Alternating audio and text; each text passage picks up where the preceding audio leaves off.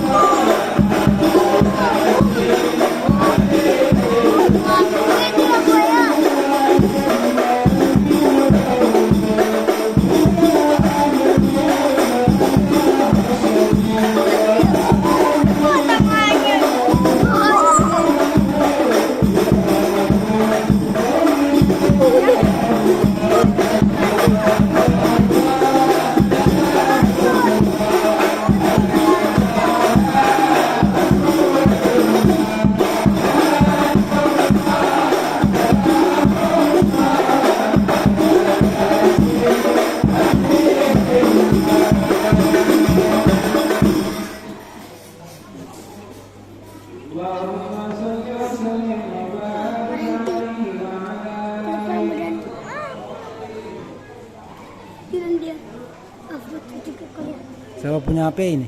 Rizky. Kau punya? Yang Badung Dung sana. Hah? Yang Badung Dung. Kau punya HP?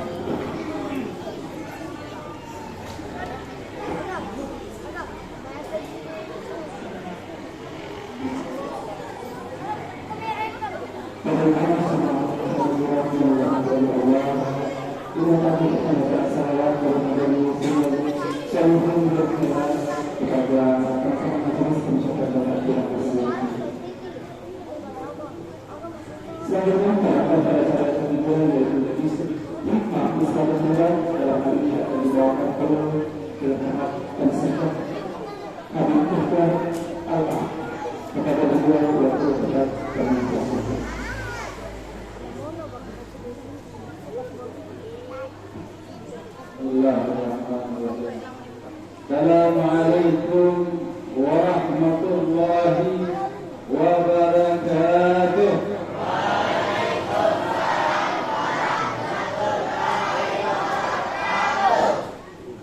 Alhamdulillah. Alhamdulillahilladzi hadana li hadza wa ma kunna linahtadiya laula an hadana Allah. Ashhadu an la ilaha illallah وأشهد أن سيدنا محمدا عبده ورسوله.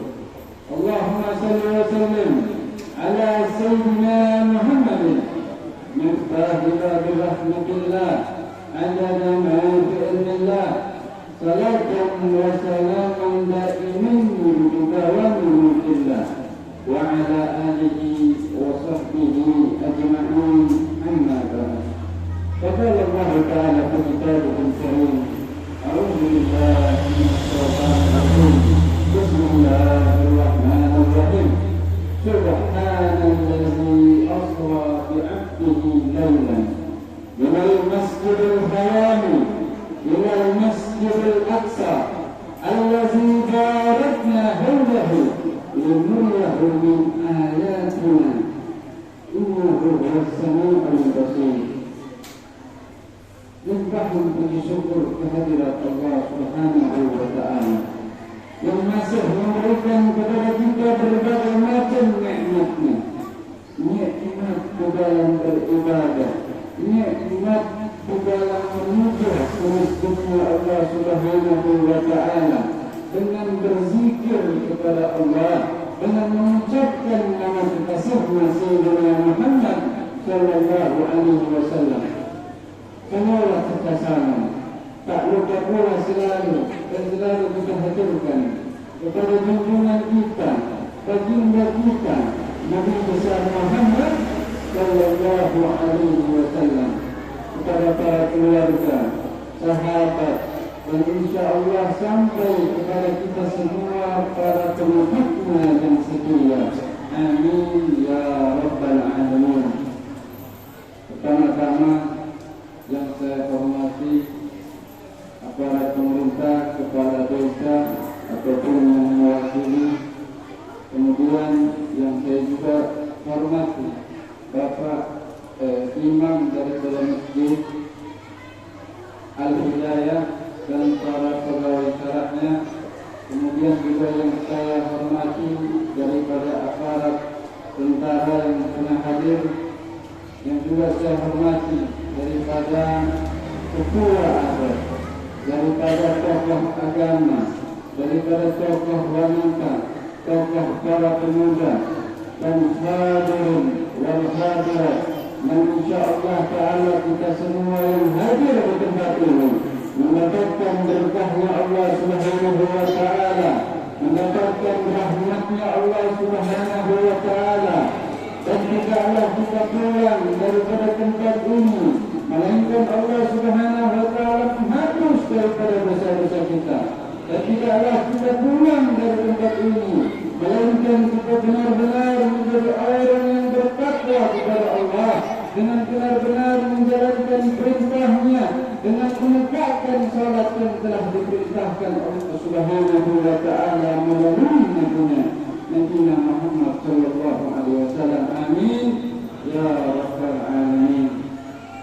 Bapak-bapak, ibu-ibu jamaah Isra wal Mi'raj yang dirahmati Allah Subhanahu wa ta'ala, Nabi kita Nabi besar Muhammad adalah manusia yang dimuliakan oleh Allah Subhanahu wa ta'ala, manusia yang amat dicintai oleh Allah Subhanahu wa ta'ala. Oleh karena itu dikatakan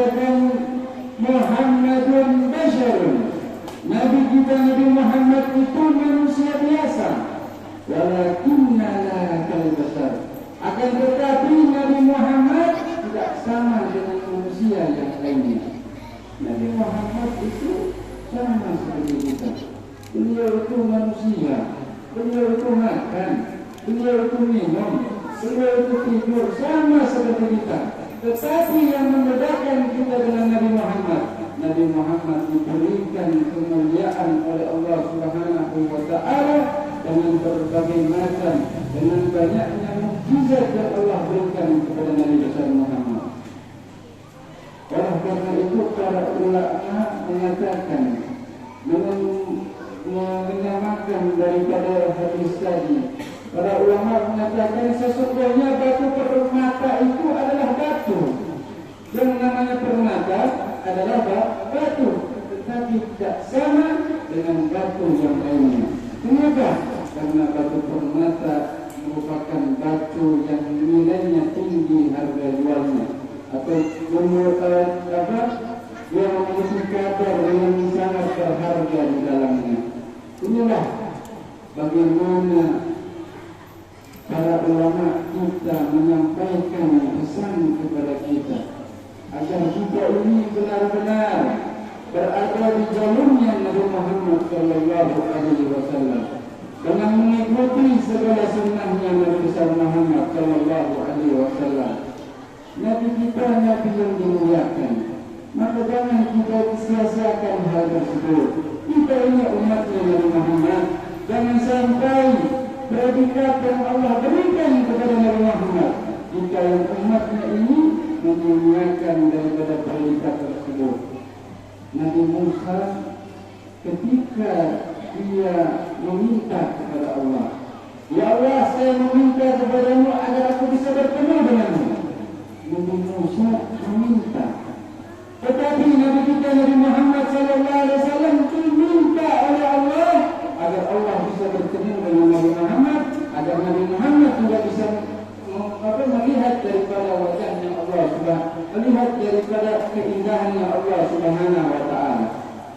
Kalau Nabi Musa itu meminta, sedangkan Nabi kita dia diberikan hak oleh Allah Subhanahu wa Ta'ala. Beliau diminta oleh Sang Pencipta agar naik ke Sidratul Muntaha dan bertemu kepada Allah Subhanahu wa Ta'ala. Bagaimana tidak Nabi kita ini menjadi nabi yang dimuliakan di antara para nabi yang lainnya. Nabi Muhammad ini, Nabi kita, merupakan nabi yang banyak diceritakan di dalam Al-Quran, melebihi daripada nabi-nabi yang lainnya. Alam nasrah laka sadrak, disebutkan dadanya Rasulullah. Wa wada'na anka wizrak, disebutkan pundaknya Rasulullah. Bahkan tidak sampai di situ, suaranya Nabi besar Muhammad sallallahu alaihi wasallam disebutkan di dalam Al-Quran. La tarfa'u aswatukum fawqa sawti Nabi sallallahu alaihi wasallam. Jangan sekali-kali kalian para sahabat mengangkat suara kalian melebihi daripada suaranya Nabi Muhammad sallallahu alaihi wasallam. Tidak sampai di situ kepada bahkan pakaiannya Nabi juga dijelaskan di dalam Al-Quran. Fasiyataka fatahhir, sesungguhnya pakaiannya wahai Muhammad berada dalam keadaan suci. Bagaimana Allah Subhanahu wa Ta'ala begitu memuliakan sang pemimpin kita, kekasih kita, Nabi besar Muhammad sallallahu alaihi wasallam. Isra wal Mi'rajnya Nabi ini bagian daripada mukjizatnya Nabi besar Muhammad. Bicara mukjizatnya Nabi banyak sekali. Nabi Muhammad sallallahu alaihi wasallam pernah membelah bulan menjadi dua. Pada saat itu kaum kafir Quraisy mengatakan, apa yang dilakukan oleh Muhammad? Dia merupakan daripada sihir. Nabi Muhammad mempertontonkan kepada kita sesuatu yang gaib atau sihir. Apa yang dilakukan Nabi Muhammad tidak diimani oleh para kaum kafir Quraisy pada saat itu. Yang membelanya hanyalah para sahabatnya. Kalau mau dilihat mana yang banyak membela, lebih banyak yang berjin pada saat itu. Inilah ujian memang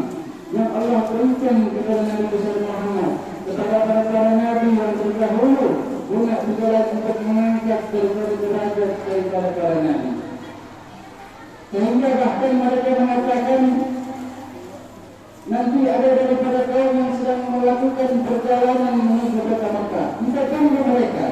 Kalau memang benar mereka melihat ada bulan yang berbelah dua, maka benar ini adalah mukjizatnya Nabi Muhammad. Akan tetapi kalau kabar yang mereka bawa bahwa di daerah mereka tidak nampak bulan yang berbelah dua, maka ini adalah sihirnya Nabi Muhammad. Maka ditunggu orang-orang yang datang pada saat itu. Ketika mereka datang, ditanya sama mereka, apakah kalian melihat bulan yang terbelah dua? Kata mereka, iya kami melihat. Hal yang sudah nyata masih disangkal oleh para kaum kafir Quraisy bahwa hal itu adalah sihir daripada Nabi Muhammad Shallallahu Alaihi Wasallam. Jadi kita umat Nabi Muhammad, kita harus mengimani segala sesuatu apa yang ditunjukkan oleh Nabi. Segala peristiwa, kejadian dan kejadian yang dinampakkan oleh Nabi Muhammad itu harus kita imani. Mukjizatnya, suatu waktu Nabi Muhammad dan para sahabatnya ingin melakukan wudhu.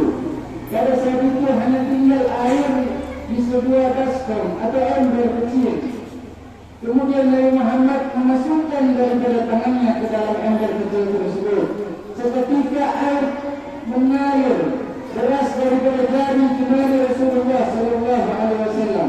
Air yang sedikit menjadi banyak daripada mukjizatnya Nabi Muhammad. Maka air tersebut tadi digunakan untuk wudhu. Di dalam riwayat lain, air tersebut bahkan ada minum oleh para sahabat. Air tersebut digunakan untuk melakukan wudhu di Arafah. Banyak manfaat daripada air tersebut yang ini juga merupakan daripada mukjizatnya Nabi Muhammad. Mukjizat yang lainnya, Nabi Muhammad tunjukkan di dalam daripada kenabiannya.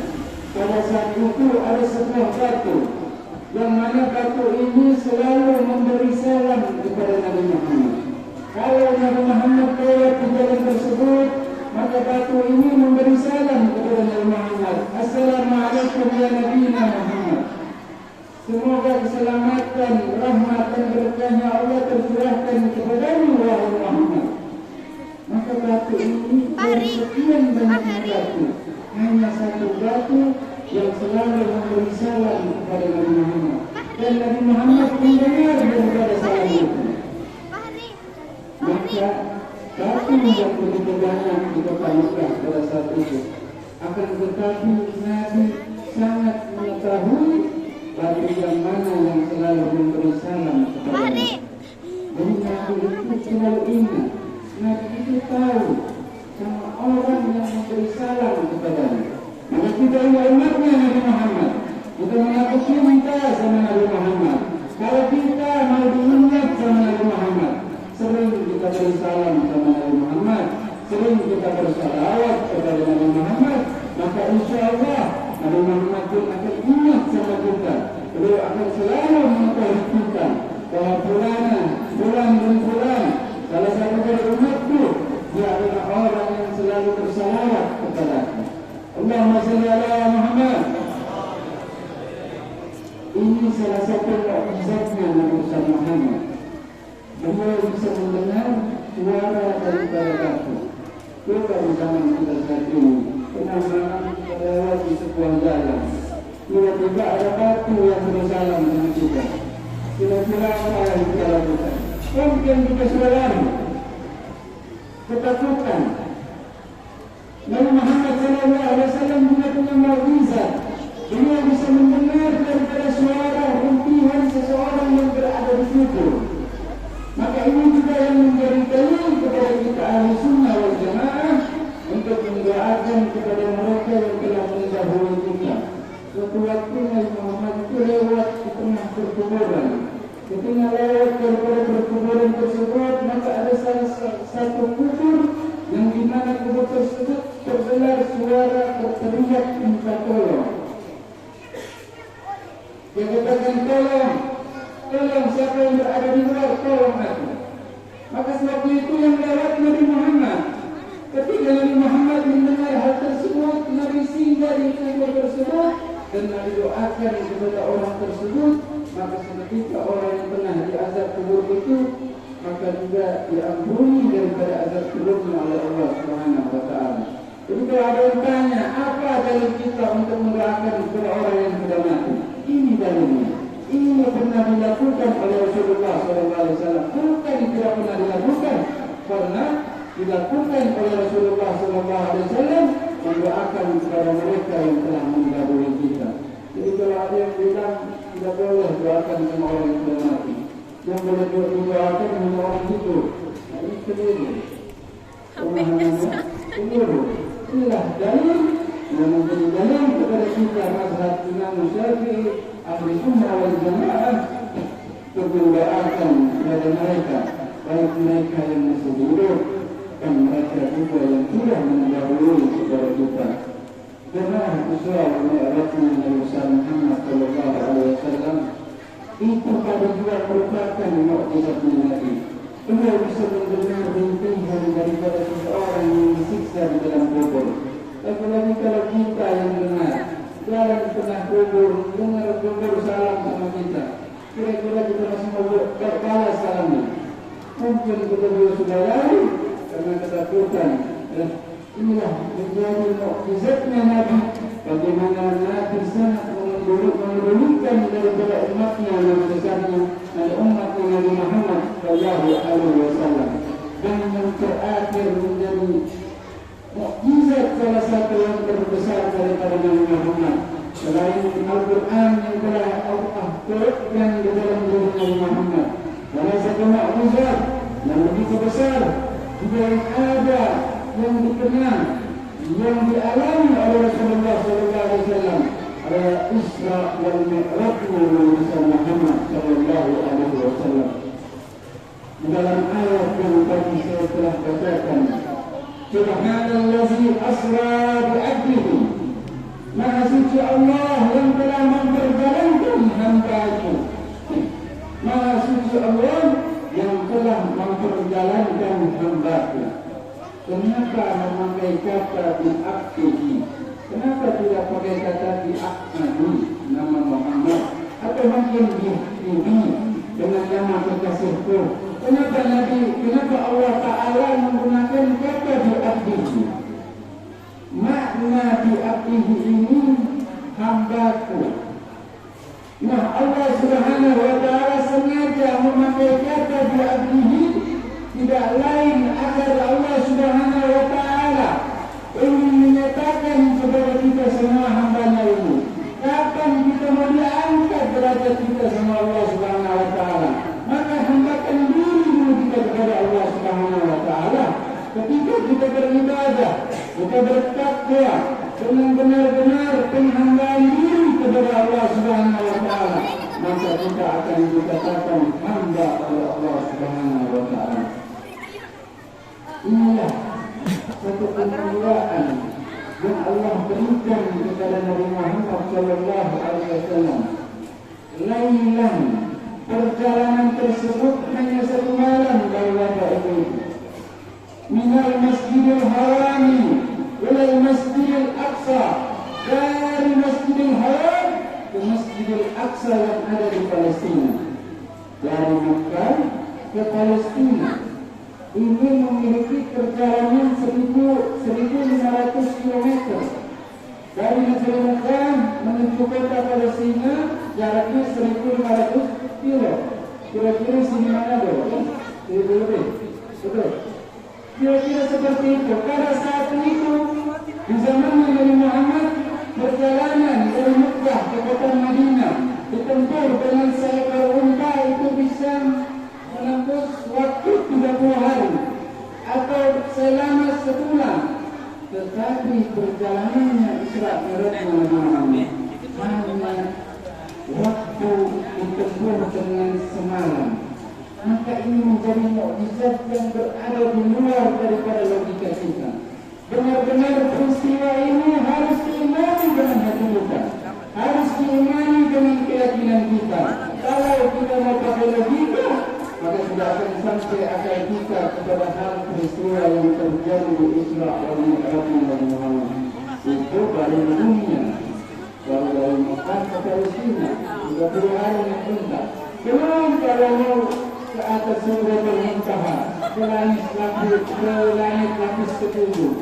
Kalau bicara urutan waktu cahaya, ini ribuan tahun. Subhanallah. Bahkan di dalam riwayat dikatakan Isra wal Mi'raj Nabi itu ketika Nabi berdiri daripada tempat duduknya. Para sahabat itu memegang daripada tempat duduknya sampai sepulangnya Nabi dari Isra Mi'rajnya. Ketika Nabi mengumumkan bahawa dia telah Isra wal Mi'raj, dia telah bertemu Allah, dipegang bangkunya oleh para sahabatnya. Bangkunya Nabi Muhammad masih hangat, masih seakan-akan orang yang baru lepas daripada tempat duduk tersebut.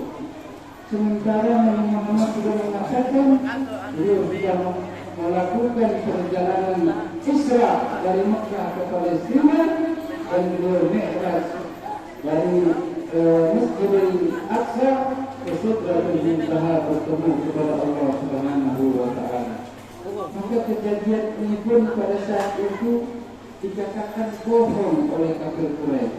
Kafir Quraisy lagi-lagi mengatakan ini hal bohong, hal dusta yang disampaikan oleh Nabi Muhammad. Lagi-lagi mereka adalah orang-orang yang berusaha untuk membantu daripada Nabi Muhammad, orang-orang yang benar-benar membenci daripada Nabi Muhammad. Mereka tidak percaya, mereka tidak beriman dengan kejadian peristiwa yang telah dialami oleh Rasulullah Sallallahu Alaihi Wasallam. Makanya bapak-bapak, ibu-ibu, Isra wal Mi'raj ini dikenal dengan Amil Hazm, tahun kesembuhan Nabi Muhammad. Kenapa Isra wal Mi'raj ini dikatakan tahun kesembuhan? Karena di tahun tersebut ada 2 orang yang amat dicintai oleh Nabi Muhammad. Nah, 2 orang ini dicabut nyawanya atau kembali ke tangannya Allah Subhanahu wa taala. Hal ini membuat sedih hati daripada Rasulullah. Nah, oleh karena itu maka Allah Subhanahu wa taala berinisiatif melakukan Isra wal Mi'rajnya Nabi besar Muhammad, tidak lain untuk menghibur hati Nabi Muhammad sallallahu alaihi wasallam, tidak lain untuk mengkokohkan hati Nabi Muhammad sallallahu alaihi wasallam. Karena yang meninggal ini 2 belahan jiwanya Rasulullah sallallahu alaihi wasallam. Yang pertama yang meninggal adalah Abu Talib. Abu Talib ini pamannya Nabi besar Muhammad. Abu Talib adalah orang yang paling terdekat dan selalu menjaga daripada Nabi Muhammad. Ketika ada seseorang yang berusaha untuk menyakiti daripada Rasulullah, maka ada Abu Talib yang siap membela daripada Nabi besar Muhammad sallallahu alaihi wasallam. Kemudian belahan jiwa daripada Nabi yang kedua yang kembali ke tangannya Allah adalah Sayyidatina Khadijatul Kubra, yaitu istri daripada Rasulullah, seorang wanita saudagar kaya raya yang membantu menopang daripada dakwahnya Nabi besar Muhammad sallallahu alaihi wasallam. Istri tercinta, istri pertamanya Rasulullah sallallahu alaihi wasallam. Beliau yang menemani Rasulullah semasa sebelum kenabian sampai masa kenabian Rasulullah sallallahu alaihi wasallam. Orang yang selalu berada di sampingnya Rasulullah.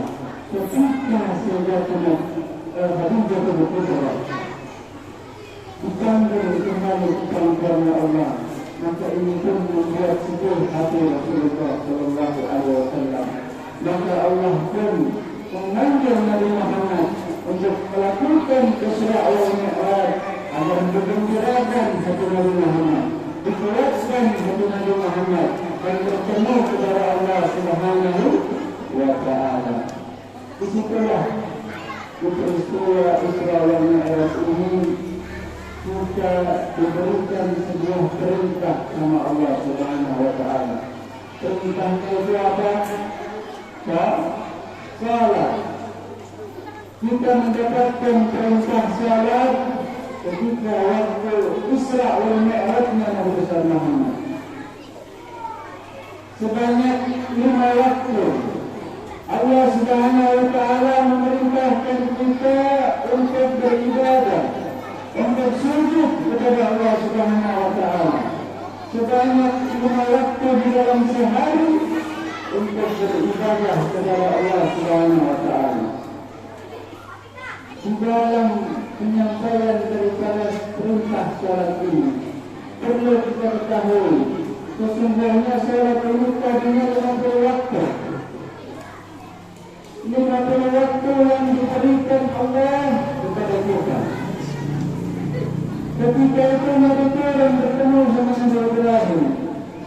Dia cerita sama Nabi Ibrahim, kami diperintahkan saya dan umatku untuk melaksanakan salat 50 waktu. Dikatakan ketahuilah wahai Nabi Muhammad, kalau 50 waktu itu tidak akan mampu untuk umatmu melaksanakannya. Kalau umatku mungkin mampu, umatku ini tinggi besar, semua badannya kokoh, besar, mampu mereka melaksanakan ibadah sebanyak 50 waktu. Tapi kalau umatku wahai Nabi Muhammad, maka tidak akan mampu melaksanakan salat 50 waktu. Maka kembali lagi Nabi Muhammad SAW negosiasi sama Allah Subhanahu wa Ta'ala, minta keringanannya Allah Subhanahu wa Ta'ala agar salat itu diturunkan menjadi 5 waktu oleh Allah Subhanahu wa Ta'ala. Jadi kita harus benar-benar menghargai daripada apa yang telah dilakukan oleh Rasulullah SAW. Dari 50 sudah dikurangi menjadi 5 waktu. Kalau 5 waktu ini saja masih belum dia lakukan, masih gagal, mungkin artinya masih gagal. Sementara mungkin ada yang sholatnya hanya seminggu sekali, hanya waktu sholat Jumat. Ya Allah, maka ini yang kita inginkan. Kita jaga anak kita, kita jaga keluarga kita, kita sampaikan sama istri kita, kita laksanakan salat 5 waktu. Bahkan di dalam agama kalau umur anak kita sudah 7 tahun, 7 tahun dia belum salat kambut, 7 tahun dia belum salat betul kata Nabi Muhammad.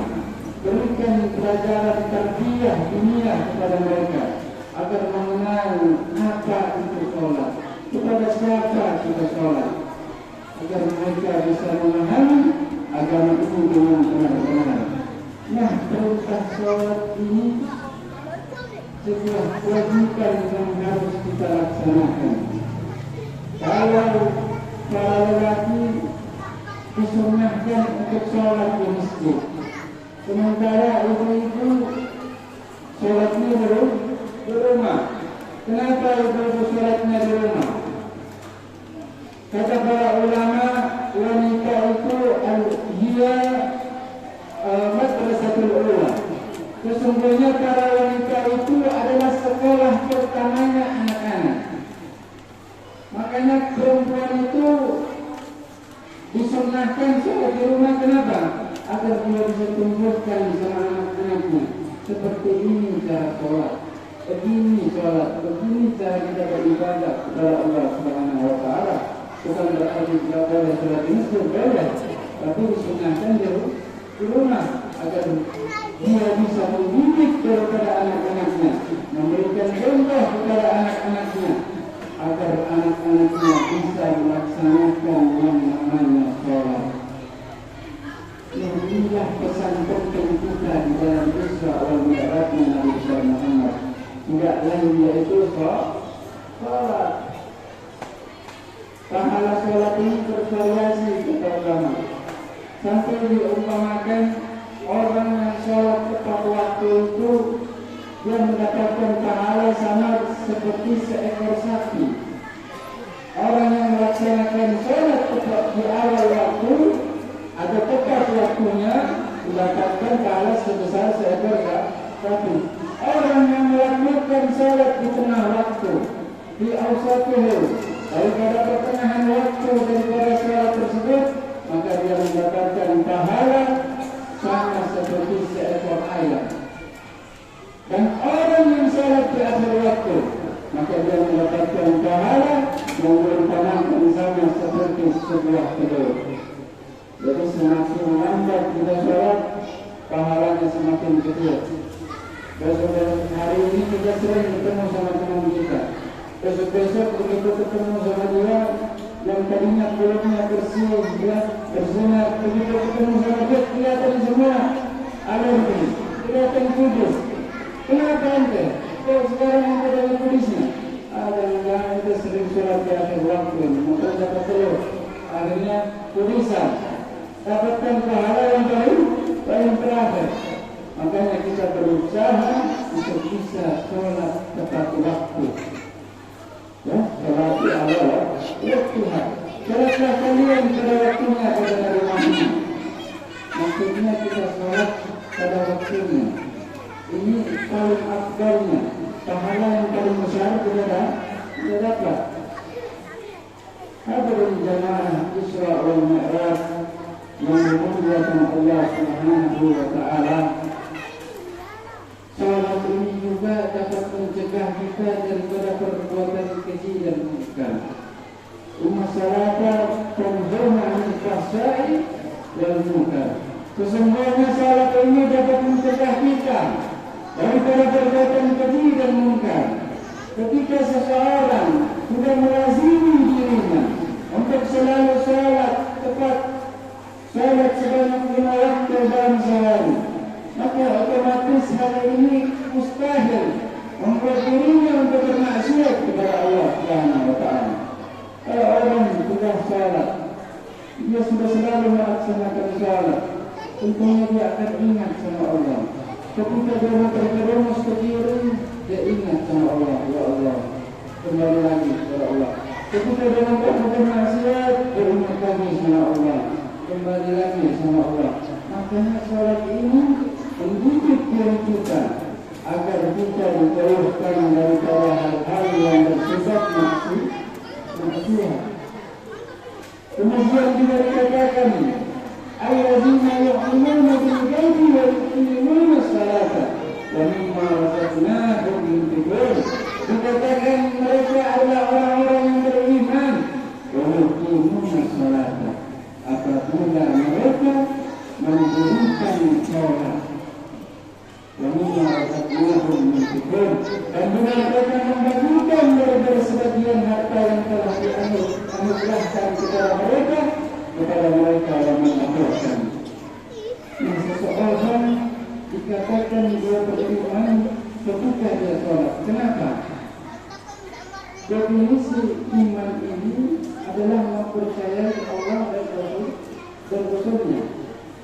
Ini seseorang yang beriman adalah orang yang percaya sama Allah dan Nabi-Nya. Tetapi kalau dia belum mengaplikasikan daripada ibadah kepada Allah, maka ini belum dikatakan beriman. An-niyatu muqtarinah bil amal. Niat itu bersamaan dengan daripada aplikasi, daripada praktek. Jadi kalau ada niat harus ada prakteknya. Nah, kalau kita mempercayai Allah, kita percaya sama Rasul, tapi kalau kita belum salat, maka kita belum bisa dikatakan orang yang beriman. Orang-orang yang benar-benar beriman. Kalau hanya percaya Allah, percaya Rasul, kita hanya iman, tetapi belum secara aplikasinya. Inilah manfaat ketika kita benar-benar menjaga daripada sholat di dalam rumah tangga kita, kepada anak-anak kita, istri kita. Bahkan sholat ini beberapa ibu dapat menghilangkan daripada rasa kesedihan di dalam diri kita. Sholat ini dapat menenangkan diri kita. Di dalam hadis Nabi Muhammad SAW mengatakan, karena Nabi SAW bisa hazabahu bersalat. Apabila Nabi Muhammad SAW mengalami kesedihan, maka dia akan mengajak kepada para sahabatnya untuk melangsungkan daripada salat. Atau biasanya Nabi mengatakan, Imam Anas bin Malik mengatakan, meriwayatkan bahwa Nabi itu kadang di tengah-tengah perkumpulan dia mengatakan kepada Bilal, ya Bilal, diam ya Bilal, berdiri wahai Bilal, arifna bersalat. tenangkanlah kami dengan salatmu, dengan kumandang azanmu, kemudian mereka melakukan sholat. Jadi sholat ini benar-benar memiliki manfaat yang begitu luar biasa di dalam agama kita. Manfaatnya begitu banyak. Allah akan luaskan rezeki kita. Allah akan menghapus lahir kita akan dimudahkan jalan kita daripada jalan yang tidak disangka-sangka. Kalau kita menghadapi kesulitan, kalau kita selalu sholat beribadah kepada Allah, maka Allah pun akan memberikan solusi di dalam setiap permasalahan kita. Kalau rezeki kita sempit, kita baguskan sholat kita. Kapan sholat kita sudah bagus, insya Allah rezeki kita pun mengalir daripada di sisi Allah Subhanahu wa taala. Rezeki kita akan dicukupkan oleh Allah Subhanahu wa taala.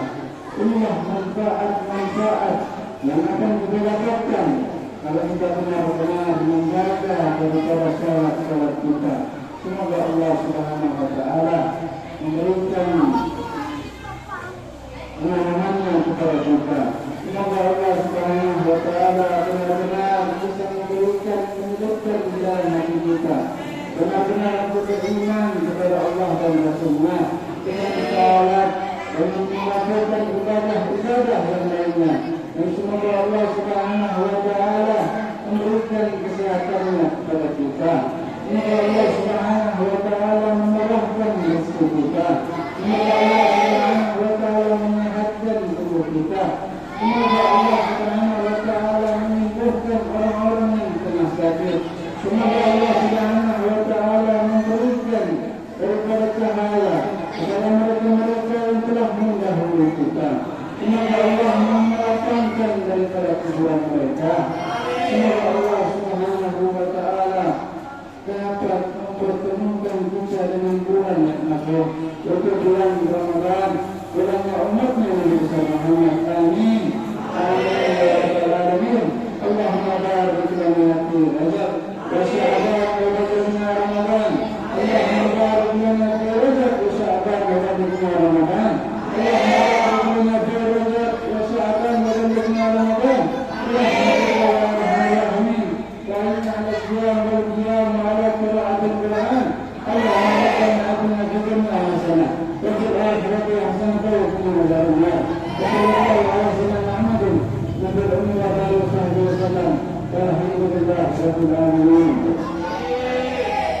Satu terakhir ada amalan, ada sebuah amalia yang dapat kita lakukan di esok hari. Besok itu hari Jumat adalah tanggal 28 Rajab. Artinya besok itu adalah hari Jumat terakhir yang ada di bulan Rajab. Nah, Nabi Muhammad dan para ulamanya mengajarkan kepada kita, kalau di esok hari itu ketika khatib berada di husbah keduanya, maka kita disunahkan untuk membaca Ahmad Rasulullah, Muhammad Rasulullah.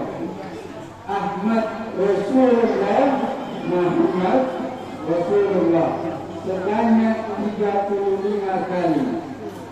Ustaz, bagaimana cara bacanya? Jangan dilahirkan, jangan dinampakkan. Kalau dinampakkan bingung orang. Ini hati berapa? Baca saja dalam hati. Ahmad Rasulullah, Muhammad Rasulullah hanya 35 kali. Kata para nabi, para ulama juga, orang siapa yang membaca ini Ahmad Rasulullah, Muhammad Rasulullah di saat mereka berada di hujrah keduanya, maka insya Allah Ta'ala Allah akan meluaskan rezeki kita sepanjang selama 1 tahun penuh dari bulan Rajab hingga bulan Rajab ke depannya. Amin. Insya Allah ini bisa kita amalkan esok hari. Mungkin itu saja yang dapat saya sampaikan. Kurang lebihnya saya mohon maaf. Allah musta'an. Wassalamualaikum warahmatullahi wabarakatuh.